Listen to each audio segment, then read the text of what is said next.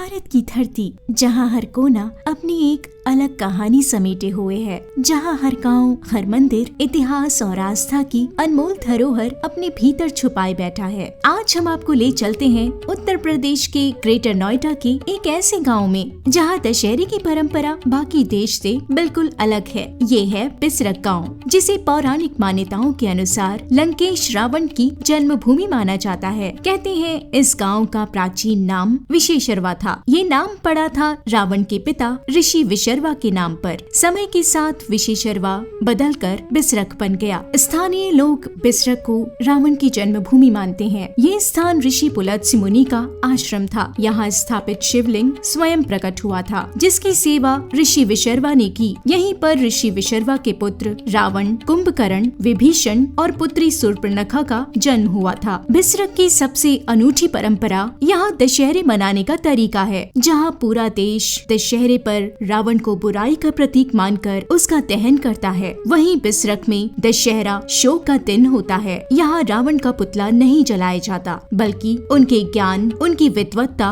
और उनके पूर्वज होने की श्रद्धा में पूजा और हवन किया जाता है। स्थानीय लोग बिसरक को रावण की जन्मभूमि मानते हैं। यहाँ दशहरे पर हवन किया जाता है। यहाँ दशहरे के दिन रावण दहन नहीं किया जाता। बिसरक के लोग रावण को अपना बाबा, अपना पूर्वज मानते हैं। उनकी नजर में रावण केवल एक योद्धा ही नहीं, बल्कि एक महान पंडित और शिव भक्त थे। कभी स्थानीय परंपरा तक सीमित यह मान्यता आज पूरे देश और विदेश में लोगों की जिज्ञासा का कारण बन चुकी है। इंटरनेट और सोशल मीडिया ने बिसरक की कहानी दूर दूर तक पहुंचा दी है। अब ये गांव आस्था ही नहीं, पर्यटन का भी केंद्र बन गया है। देश विदेश से आने वाले श्रद्धालु और पर्यटक यहाँ पहुंचकर इतिहास और परंपरा के इस अद्भुत संगम को महसूस करते हैं। बिसरक गांव की ये अनूठी परंपरा हमें याद दिलाती है कि भारत की संस्कृति कितनी विविध और गहरी है, जहाँ एक ही पात्र, एक ही चरित्र कहीं बुराई का प्रतीक है तो कहीं पूजनीय विद्वान।